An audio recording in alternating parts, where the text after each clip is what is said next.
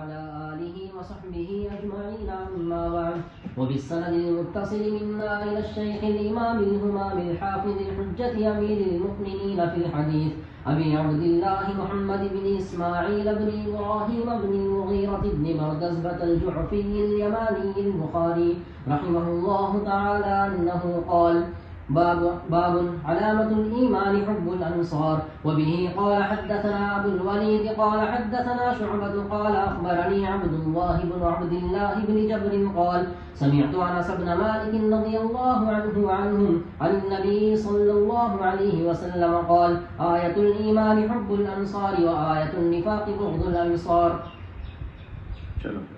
باب وبه قال حدثنا أبو اليمان قال حدثنا شعيب عن الزهري قال أخبرنا أبو إدريس عائد الله بن عبد الله أن عبادة بن الصامت رضي الله تعالى عنهم وكان شهد بدرا وهو أحد النقباء ليلة العقبة أن رسول الله صلى الله عليه وسلم قال وحوله عصابة من أصحابه بايعوني على أن لا تشركوا بالله شيئا ولا تسرقوا ولا تزنوا ولا تقتلوا أولادكم ولا تأتوا ببهتان تفترونه بين أيديكم وأرجلكم ولا تعصوا في معروف فمن وفى منكم فأجره على الله ومن أصاب من ذلك شيئا فعوقب في الدنيا فهو كفارة له ومن أصاب من ذلك شيئا ثم ستره الله فهو إلى الله إن شاء عفى عنه وإن شاء عاقبه فبايعناه على ذلك. بسم اللہ الرحمن الرحیم الحمد للہ رب العالمین والصلاة والسلام علی سید الانبیاء والمرسلین وعلی آلہ وصحبہ اجمعین اما بعد. باب علامت الایمان حب الانصار. رسول اللہ صلی اللہ علیہ وسلم کی محبت کا اللہ کی محبت کا اوپر ذکر ہوا تھا. اب اس کے بعد جو حدیث آئی تھی اوپر جس میں یہ تھا کہ ثلاث من کن فیہ وجد حلاوت الایمان، اس میں ایک تو ہے ان یکون اللہ ورسولہ احب الیہ مما سواہما، اور دوسری بات وَأَن يُحِبَّ الْمَرْءَ لَا يُحِبُّهُ إِلَّا لِلَّهِ. پہلی محبت فی اللہ، محبت فی الرسول، اور دوسری محبت للہ، اللہ کے لیے کسی اور سے محبت کر. امام بخاری نے اس حدیث کے بعد حب الانصار کا ذکر اسی لیے کیا ہے کہ انصاریوں سے محبت وہ اللہ کے رسول سے محبت ہے. اللہ کے رسول کی محبت کا نتیجہ یہ ہے کہ رسول اللہ صلی اللہ علیہ وسلم کے صحابہ سے محبت کی جائے. لہذا یہ حب الانصار دراصل حب للہ ہے، حب للرسول ہے، اللہ کے لیے محبت ہے، اللہ کے رسول کے لیے محبت ہے. تو اوپر کی حدیث میں اس کا ذکر آیا تھا تو امام بخاری رحمۃ اللہ علیہ نے اسی کی ایک شق کے طور پر اس بات کا ذکر کر دیا اور فرمایا علامت الایمان حب الانصار. اس کے بعد حدیث ذکر کی حضرت انس بن مالک رضی اللہ عنہ سے. حضرت انس بن مالک بھی انصاری صحابہ میں سے ہیں. وہ روایت کرتے ہیں کہ رسول اللہ صلی اللہ علیہ وسلم نے ارشاد فرمایا آیت الایمان حب الانصار، ایمان کی نشانی انصاری صحابہ سے محبت رکھنا ہے. وآیت النفاق بغض الانصار، اور منافقت کی علامت انصاری صحابہ سے بغض رکھنا ہے. اگر انصاری صحابہ سے محبت رکھتا ہے تو وہ ایمان کی نشانی ہے، ایمان کی علامت ہے. اور اگر صحابہ کرام میں سے انصاری صحابہ سے بغض رکھتا ہے تو وہ نفاق کی علامت ہے. اوپر سے اس کا تعلق بھی سمجھ میں آ گیا، مناسبت بھی سمجھ میں آ گئی، اور باب کا جو مقصد ہے وہ بھی واضح ہو گیا. لیکن یہاں پر سوال یہ پیدا ہوتا ہے کہ اس حدیث پاک میں آیت الایمان حب الانصار فرمایا گیا، انصاری صحابہ کی محبت ایمان کی علامت ہے. تو کیا مہاجرین صحابہ کی محبت وہ ایمان کی علامت نہیں ہے؟ انصاری صحابہ جیسے اللہ کے نبی کے صحابہ ہیں، اسی طریقے پر مہاجرین حضرات وہ بھی تو اللہ کے نبی کے صحابہ ہیں۔ حضرت ابو بکر کا کتنا اونچا مقام ہے، وہ تو مہاجر ہیں۔ حضرت عمر کا کتنا اونچا مقام ہے، حضرت علی کا کیا مقام ہے، حضرت عثمان کا کیا مقام ہے۔ یہ چاروں خلفائے راشدین یہ سب کے سب مہاجر صحابہ ہیں، یہ انصاری نہیں۔ انصاری تو وہ ہیں جو مدینے کے رہنے والے تھے، لیکن اللہ کے نبی صلی اللہ علیہ وسلم کی حدیث بتا رہی ہے آیت الایمان حب الانصار۔ سوال پیدا ہوا کہ مہاجرین کی محبت کا کیا ہے، کیا وہ ایمان کی علامت نہیں؟ جواب یہ ہے کہ انصاری صحابہ کے مسئلے میں ضرورت تھی بیان کرنے کی، اس لیے اللہ کے رسول نے اس کا ذکر فرمایا ہے، اور مہاجرین کے لیے بیان کرنے کی ضرورت نہ تھی، اس لیے بیان نہیں کیا ہے۔ باقی مسئلہ دونوں جگہ ایک ہے۔ صحابہ چاہے وہ انصاری ہو یا مہاجر ہو، سب سے محبت کرنی، چھوٹے سے چھوٹے صحابی سے بھی محبت رکھنی، بڑے سے بڑے صحابہ سے بھی محبت رکھنی ہے۔ تمام کے تمام صحابہ سے محبت کرنا یہ ایمان کی علامت ہے، ایمان کا تقاضا ہے۔ جیسے حدیث میں آتا ہے کہ رسول اللہ صلی اللہ علیہ وسلم نے ارشاد فرمایا کہ جس نے صحابہ سے محبت رکھی اس نے اصل میں میرے سے محبت کی وجہ سے ان سے محبت رکھی، اور جس نے صحابہ کرام سے بغض رکھا اس نے دراصل میرے سے بغض کی وجہ سے ان سے بغض رکھا ہے۔ یہ صاف حدیث بتا رہی ہے کہ تمام صحابہ کا ایک ہی حکم ہے۔ اب رہا انصار کی تخصیص کی کوئی وجہ ہوتی ہے، یہاں وجہ یہ ہے کہ انصاری صحابہ کی محبت کا ذکر اگر نہ کیا جاتا تو ہو سکتا ہے کہ کسی کے ذہن میں آتا کہ بھئی یہ حضرات بعد والے ہیں، حضور کے ساتھ شروع سے جو لوگ ہیں، ابو بکر بھی، عمر بھی، اور وہ لوگ بھی جو مکے کے رہنے والے اور مکے کی سرزمین پر بسیرا کرتے ہوئے اتنے شدائد، اتنے مصائب اور اس قدر پریشانیوں کو انہوں نے جھیلا ہے، اور جھیل کر اللہ کے رسول علیہ السلام اور دین اسلام کی خدمت کی، اور پھر وہاں ان مصائب سے جو ہے بچنے کے لیے اللہ کے حکم کے مطابق وہ اپنے گھر کو چھوڑ کر، اپنے خاندان کو چھوڑ کر، اپنے ملک کو چھوڑ کر، اور ملک بھی کون سا؟ وہ ملک جو مکہ مکرمہ ہے۔ ایک تو عام ملک ہوتا ہے، ایک خاص جس کی فضیلت ثابت، جس کا مقام اپنی جگہ پر مسلم، ہمیشہ سے مسلم، جہاں اللہ کا پاکیزہ گھر موجود، مقدس ترین گھر موجود۔ ایسی سرزمین کو چھوڑ کر چلے جانا یہ کوئی معمولی بات تو نہ تھی، اور جب ان حضرات نے ہجرت کی ہے تو بڑے مصائب پیش آئے، یعنی رہتے ہوئے جو مصائب پیش آئے وہ تو آئے، لیکن جب ان حضرات نے اس جگہ کو چھوڑ کر باہر جانا چاہا تو بھی مصائب پیش آئے، جانے نہیں دے رہے تھے، اور بعض صحابہ کرام کا مال انہوں نے چھین لیا تھا، بلکہ بعض کے بچوں کو چھین لیا تھا، بعض کی بیویوں کو چھین لیا تھا، یہ شکلیں پیدا ہوئی، لیکن ان ساری چیزوں کو جھیل کر ان حضرات نے دین کی خدمت کی، دین پر استقامت جتائی، تو ان کے بارے میں تو کچھ کہنے کی ضرورت ہی نہ تھی۔ رہے انصار وہ اپنے ملک میں ہیں، ان کے لیے ویسے حالات اور ویسے مسائل نہیں تھے، تو وہاں سوال پیدا ہو سکتا تھا، اس لیے اللہ کے رسول علیہ السلام نے تخصیص کے ساتھ انصاری صحابہ کی محبت کا ذکر کیا کہ بھائی مہاجرین سے تو تم محبت کرتے ہی ہو، وہ تو واضح ہے، لیکن انصاریوں کا مقام کم نہیں ہے، اس لیے ان کو کہیں نظر انداز کر دو، اس لیے ان سے بھی محبت کرنا یہ ایمان کی علامت ہے، اس لیے کہ انہوں نے جو خدمتیں اس کے بعد میں کی ہیں وہ بھی بے نظیر خدمتیں۔ ایک طرف مہاجرین کے حالات تو پھر ان انصاریوں کے حالات یہ ہیں کہ انہوں نے اپنی جان قربان کی، اپنا مال قربان کیا، اپنے ہر چیز کو اسلام کی ترقی کے لیے اور اسلام کو بڑھاوا دینے کے لیے اور اسلام کے پھیلاؤ کے لیے انہوں نے قربان کر دیا تھا، اس لیے ان کے نظر انداز کرنے کا سوال نہیں پیدا ہو۔ اس لیے اللہ کے نبی علیہ السلام نے اس کا خاص طور پر ذکر فرمایا ہے، ورنہ تو مسئلہ مہاجرین اور انصار اور تمام صحابہ کرام کا ایک ہی مسئلہ ہے۔ اس کے بعد دوسرا باب آیا، یہ باب ہے بلا ترجمہ۔ یہ پہلی جگہ ہے جہاں امام بخاری رحمۃ اللہ علیہ نے ترجمۃ الباب قائم کیا اور اس کے اوپر کوئی ترجمہ قائم نہیں کیا، صرف باب لکھ دیا۔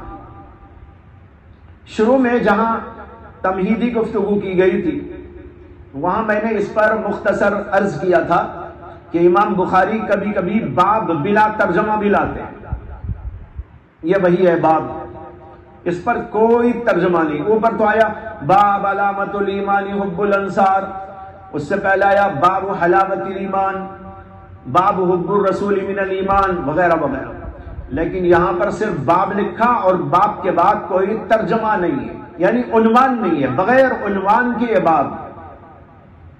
بعض جگہ پر بخاری شریف کے اندر ایسا آپ کو ملے گا۔ سوال یہ پیدا ہوتا ہے کہ بغیر ترجمہ اور بغیر عنوان امام بخاری نے باب کیوں قائم کیا؟ بعض نے اس کے جواب کے اندر کہا کہ اصل میں امام بخاری کو بھول ہو گئی، بھول کی وجہ سے لکھے نہیں، آگے بڑھ گئے۔ لیکن جواب محل تعامل ہے۔ وجہ یہ ہے تعامل کی کہ امام بخاری نے جب کتاب لکھی تو ہو سکتا ہے کہ اس وقت بھول ہوئی ہو سکتا ہے،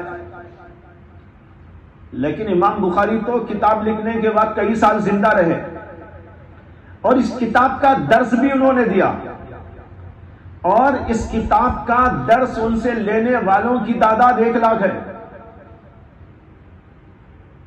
یعنی عام حدیث کی جو ان کی روایت تھی وہ تو ہے الگ، لیکن صرف اس کتاب کو ان سے پڑھنے والوں کی تعداد بھی اتنی بڑی تعداد ہے، اور یہ انہوں نے کئی سالوں میں پڑھایا ہوگا۔ تو کیا جب وہ اس جگہ سے گزرتے رہے تو وہاں بھی آنکھ بند کر کے گزر گئے؟ ارے بھائی شروع میں ایک جگہ بھول ہو گئی ایک دم، لیکن مصنف جب نظر ثانی کرتا ہے، نظر ثالث کرتا ہے، نظر رابع کرتا ہے تو تب تو اس کے سامنے آیا ہی ہوگا نا۔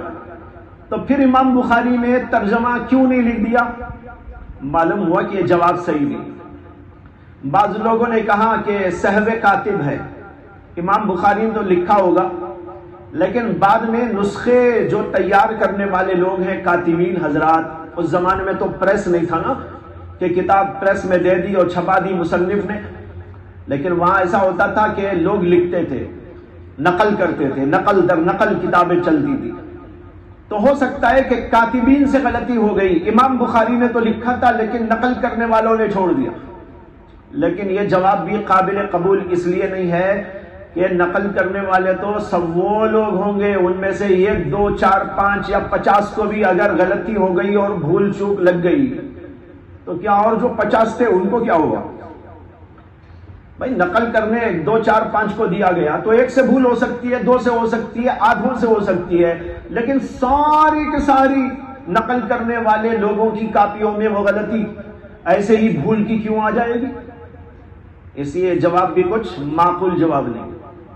اکثر بیشتر حضرات نے جیسے حافظ ابن حجر اسقلانی نے، علامہ عینی نے اور علامہ کرمانی نے، ابن المنیر نے اور شاہ ولی اللہ محدث دہلوی نے، ان سب حضرات نے اس کا جواب یہ دیا ہے کہ جہاں امام بخاری رحمت اللہ علیہ باب بلا ترجمہ قائم کرتے ہیں، دراصل وہاں وہ باب ما قبل باب کی فصل ہوتا ہے۔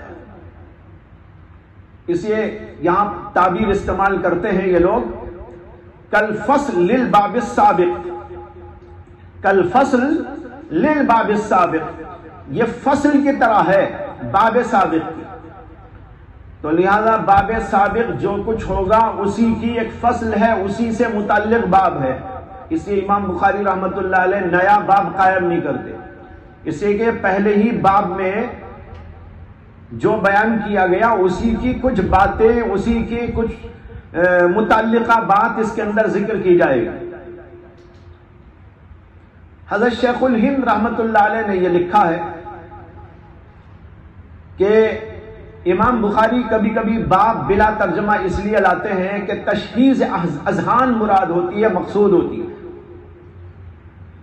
یعنی دماغوں کو تیز کرنا، پڑھنے والوں کے دماغوں کو چلانا۔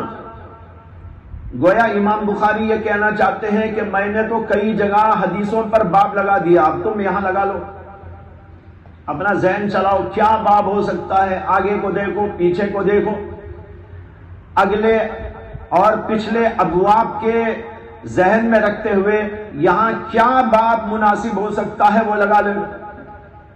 حضرت شیخ الہند کہتے ہیں یہ ہے تشخیص اذہان، یعنی ذہنوں کو تیز کرنا۔ اس کے لیے امام بخاری کبھی کبھی باب کو چھوڑ کے آگے بڑھ جاتے ہیں۔ تو اکثر علماء نے کہا کہ یہ ما قبل کے باب سے متعلق ہے، اس لیے باب بغیر عنوان کے رکھا گیا۔ اب یہاں سوال یہ ہے کہ اوپر والے باب میں تو آیا تھا علامت الایمان حب الانصار، تو اب یہ اس کی فصل قرار دیں اور اسی سے متعلق تو کیا مطلب نکلے گا؟ ان حضرات نے شرح کرتے ہوئے لکھا کہ اوپر چونکہ حب انصار کا ذکر تھا، انصاریوں سے محبت کا، تو یہاں اس حدیث کے اندر اس سے متعلق ایک بات بتانا چاہتے ہیں انصاریوں کے بارے میں۔ وہ بات یہ ہے کہ انصاریوں کو انصاریوں کا لقب کب دیا گیا، کس واقعے پر ان کو یہ لقب عطا ہوا؟ اور وہ واقعہ یہ ہے کہ اللہ کے رسول علیہ السلام کی خدمت میں یہ لوگ آئے تھے، ایمان انہوں نے قبول کیا تھا، اور اللہ کے رسول علیہ السلام نے ان میں سے 12 نقبا کو منتخب فرمایا تھا، یعنی ان کے نگرانوں کو مقرر کیا تھا اور ان کو ان کی نگرانی کی ذمہ داری دی تھی، اور یہ فرمایا تھا کہ تم اب جاؤ۔ اور پھر اس کے بعد یہ لوگ اللہ کے رسول علیہ السلام کے پاس دوبارہ جب آئے تھے تو اللہ کے رسول نے اللہ کے حکم سے ان سے کہہ دیا تھا ان کی درخواست پر کہ میں تمہارے ہاں آ جاؤں گا اگر تم ہماری مدد کرو گے، نصرت کرو گے، دین کی خدمت کرو گے، اللہ کے لیے خدمت کرو گے۔ یہاں سے ان کا نام پڑ گیا انصاری۔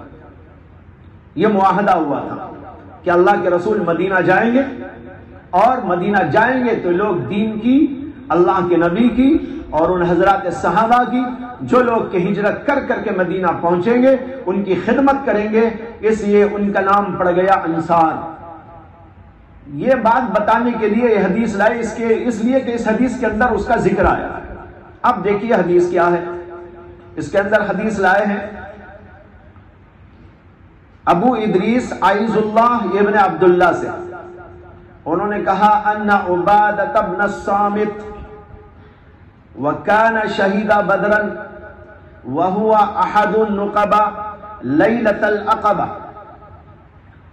کہتے ہیں کہ بے شک عبادہ ابن الصامت نے، بیچ میں جملہ معترضہ ہے، یہ کہنے والے ہیں ابو ادریس عائز اللہ، وہ کہتے ہیں کہ بے شک عبادہ ابن الصامت نے، اور وہ یعنی عبادہ ابن الصامت شہید بدرن ان حضرات میں شامل ہیں جنہوں نے جنگ بدر میں شرکت کی تھی، اور یہ احد النقباء لیلۃ العقبہ ہیں، یعنی لیلۃ العقبہ میں جو بیعت ہوئی تھی اور اللہ کے نبی علیہ السلام نے 12 نقبا کو منتخب کیا تھا، ان نقبا میں ایک نقیب یہ بھی مقرر ہوئے۔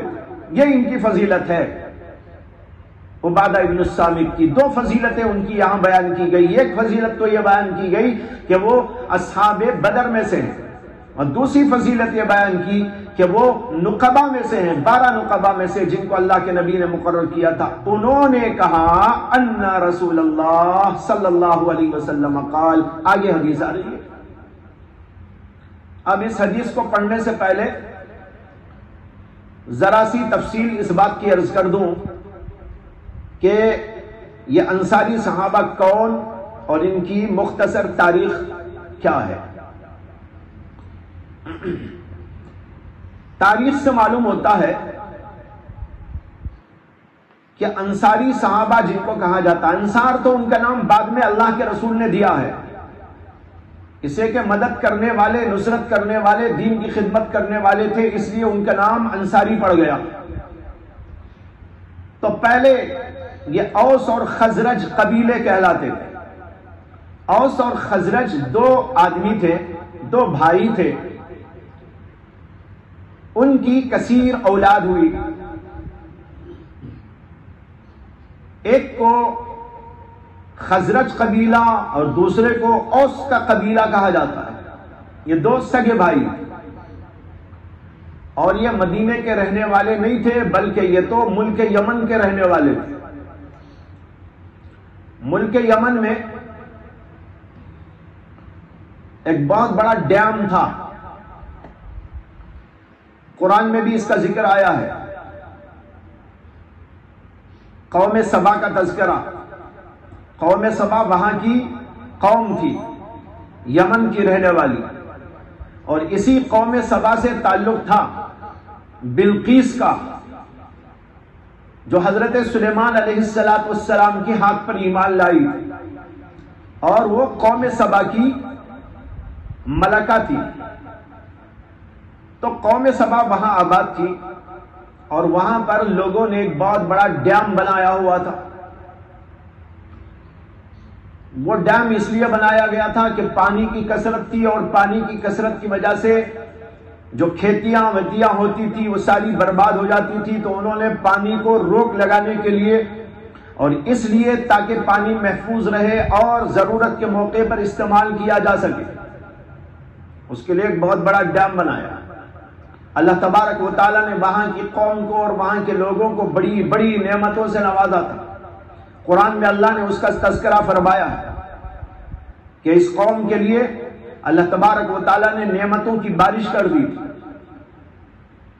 اور وہ شہر ایسا شہر تھا اور علاقہ ایسا علاقہ تھا، بلدۃ طیبہ، پاکیزہ شہر، کوئی غلاظت نہیں، بڑا پاکیزہ، نہ مچھر، نہ کھٹمل، نہ مکھی، ایسے تمام جانوروں سے پاک، بڑی پاکیزہ فضا۔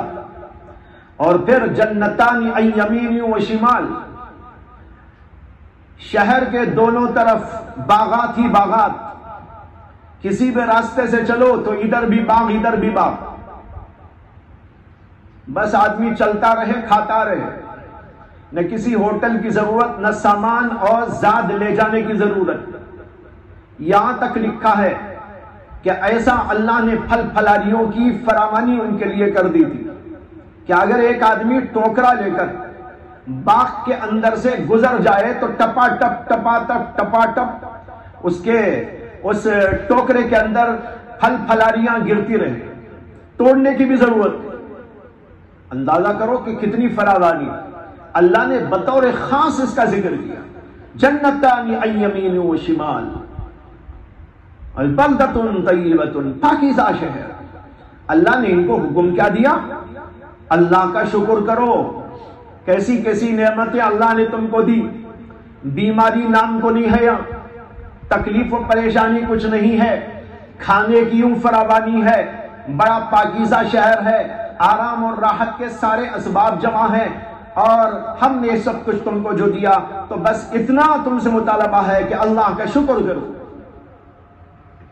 اللہ کا شکر کیا؟ ایمان لاؤ، اس کی نعمتوں کو کھا کھا کر اس کی عبادت کرو۔ لیکن انہوں نے نافرمانی کی، کفر پر تل گئے۔ نتیجہ یہ ہوا کہ اللہ تبارک و تعالی نے اس ڈیم کو توڑ دیا، اور سارے کا سارا پانی جو باہر آیا تو پورا شہر غرق ہو۔ اللہ نے اس کا ذکر اسی جگہ پر کیا ہے، سیل العریم، سیل العریم، یہی ہے، ڈیم ٹوٹ کر سیلاب آ گیا۔ جب یہ سیلاب آیا تو جو مرنا تھا وہ مر گئے، جو بھاگ سکے تھے وہ بھاگ گئے۔ بھاگنے والوں میں یہ لوگ بھی تھے، اوس و خزرج کے لوگ۔ انہوں نے کہا بھائی یہاں تو رہنا مشکل ہے، چلو کہیں چلیں گے۔ چلتے چلتے چلتے جگہ تلاش کرتے، کبھی ادھر ٹھہرے، کبھی ادھر ٹھہرے، کبھی ادھر ٹھہرے، لیکن جگہ موافق نہ آئی تو سفر جاری رہا، یہاں تک کہ چلتے چلتے مدینے کو آئے۔ اس زمانے میں مدینے کو یثرب کہا جاتا تھا۔ یثرب میں آ کر انہوں نے بود و باش اختیار کیا۔ مدینے میں سب کے سب یہودی تھے، یہودیوں کے قبیلے آباد تھے۔ یہ لوگ آئے اور انہوں نے مدینے سے باہر کی فضا میں اپنے لیے پڑاؤ ڈال لیا، وہاں پر رہنے لگے۔ یہودیوں نے اعتراض کیا کہ تم کہاں سے آ گئے، کیوں آ گئے؟ انہوں نے کہا بھئی دیکھو ایسا ایسا حال ہے، اس لیے ہم آ گئے۔ انہوں نے کہا یہاں رہنا ہو تو ہمارے تابع ہو کے رہنا ہے۔ ٹھیک، اب وہ تابع ہو کے رہنے لگے۔ مختصر آبادی تھی ان لوگوں کی، یہودی وہاں زیادہ تھے، یہودیوں کا ڈومینیشن تھا، ان کی حکومت قائم تھی۔ چلتے چلتے ان کی آبادی بڑھنے لگی، آبادی بڑھ کر تقریباً برابر سرابر ہو گئے، تو ان کا بھی کچھ وہاں مقام بن گیا۔ اور جب مقام بن گیا، یہودی ان کو چھیڑتے یا ان سے کوئی آدمی کوئی چھیڑ چھاڑ کرتا تو آپس کے اندر ٹکراؤ ہوتا۔ جب آپس میں ٹکراؤ ہوتا تو یہودی کہتے ارے تم ہمارے خلاف جاتے ہو، ہمارے اوپر چڑھائی کرتے ہو، ہم کو ہمارے اوپر ظلم کرتے ہو، آخری پیغمبر آنے والے ہیں، جب وہ آئیں گے تو ہم تمہارا بدلہ لیں گے۔ سمجھ میں آیا؟ آخری پیغمبر آنے والے ہیں، وہ آئیں گے تو ان کے ساتھ ہم تمہارے اوپر چڑھائی کریں گے۔ جب بھی کوئی چھوٹی موٹی یا بڑی بات ہوتی تو آپس میں ٹکراؤ ہوتا، اور یہودیوں کی زبان سے بار بار نکلتا آخری نبی، آخری نبی، آخری نبی۔ یہ لوگ سوچنے کے آخری، یہ لوگ جتنے بھی تھے مشرک تھے، لوگ کسی آسمانی کتاب کو، کسی پیغمبر کو ماننے والے نہیں، اوس و خزرج کے قبیلے۔ اب یہ سوچتے کہ کیا ہے وہ آخری نبی۔ خیر چلتا رہا۔ پھر ایسے واقعات وہاں پر پیش آئے کہ یہودیوں میں ایک بادشاہ ہوا جو بڑا عیاش اور بہت ہی بدماش تھا۔ اس نے یہ قانون لگایا کہ یہاں جس کی بھی شادی ہوگی تو اس جوڑے میں شادی کے بعد لڑکی ایک رات بادشاہ کے پاس گزارے گی۔ اب یہودیوں کا وہ بادشاہ تھا تو یہودی ماننے لگے، لیکن یہ اوس و خزرج کے قبیلے اسے ماننے کے لیے تیار نہیں تھے۔ اس پر بھی ٹکراؤ ہوا، اور پھر یہ واقعہ بھی پیش آیا کہ اوس و خزرج کے قبیلوں میں کسی کی شادی برپا ہوئی تو شادی کے بعد جو ہے لڑکی کا لباس پہن کر اس لڑکی کا بھائی یا کوئی رشتہ دار لڑکی بن کر چلا گیا، یعنی بادشاہ کے پاس۔ اب وہ سمجھا کہ جو شادی ہوئی ہے وہ لڑکی میرے پاس آئی ہے۔ جب اس نے اس کے اوپر ہاتھ درازی کی تو اس نے فوراً یہ حملہ کیا اور اس کو ختم کرنا۔ تو اس طرح کے واقعات ہوتے، وہ سارے واقعات کے اندر ان کے اندر جو ہے آپس میں ٹکراؤ ہوتا، تو اس طرح کی بات سامنے آتی رہتی، یہاں تک کہ وہ زمانہ آیا کہ محمد عربی صلی اللہ علیہ وسلم کی پیدائش ہو گئی تھی مکہ مکرمہ میں، اور یہاں یہ سب کچھ ہوتا رہتا تھا۔ اور پھر اللہ کے نبی علیہ السلام نے نبوت کا دعویٰ کیا 40 برس میں،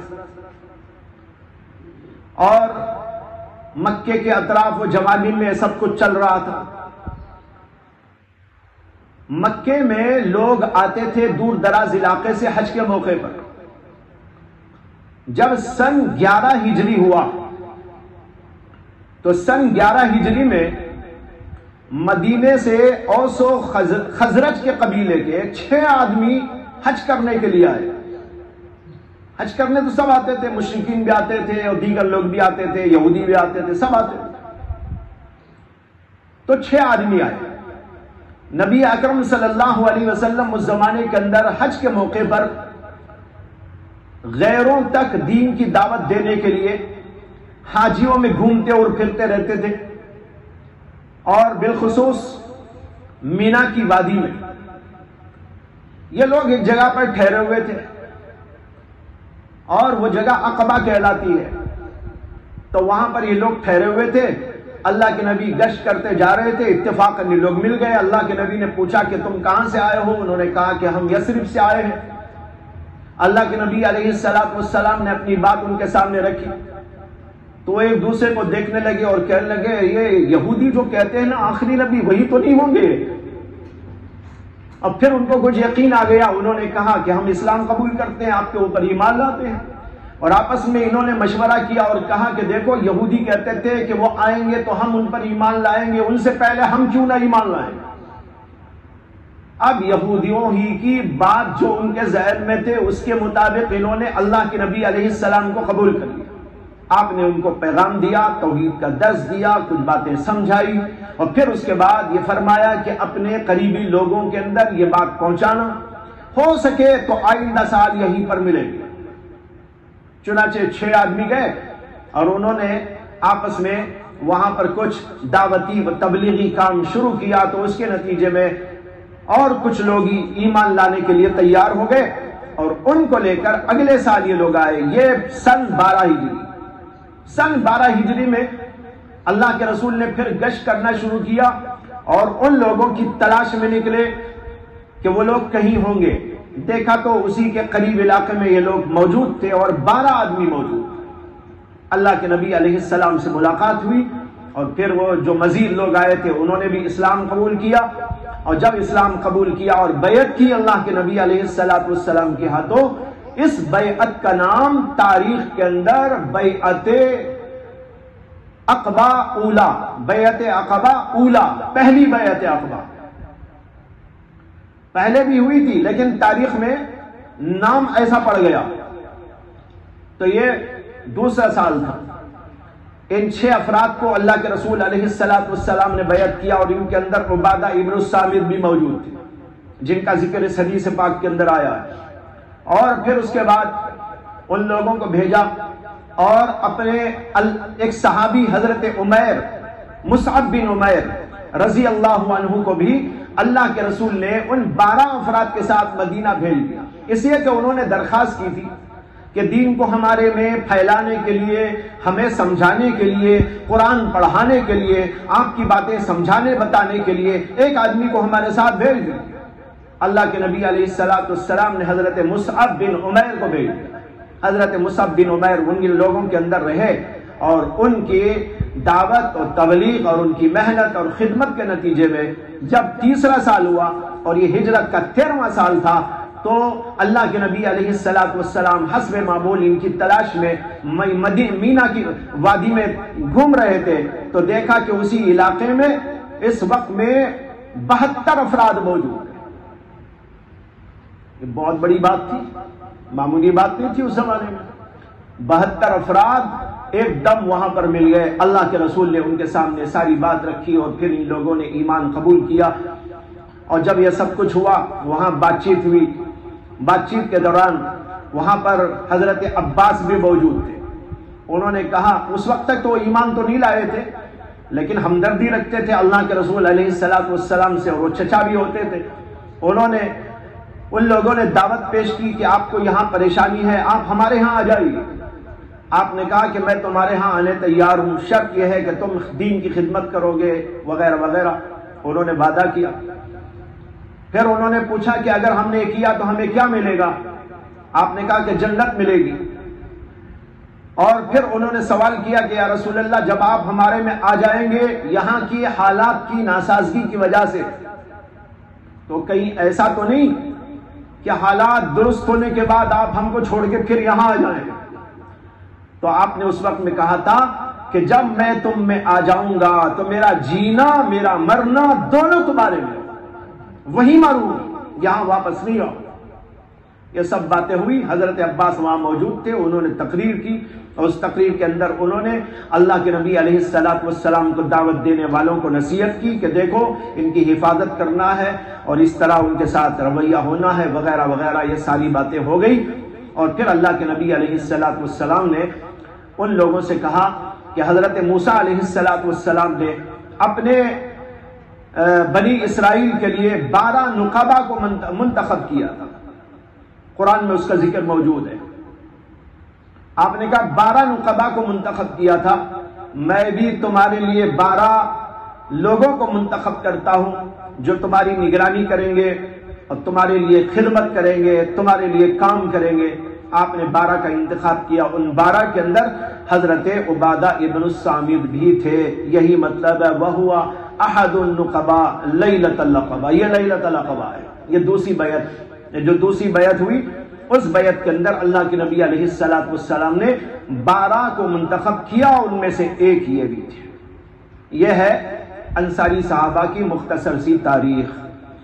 باقی اس حدیث کے اندر جو مضمون ہے اس کا ذکر انشاءاللہ پھر عرض کیا جائے گا. وآخر دعوانا الحمدللہ.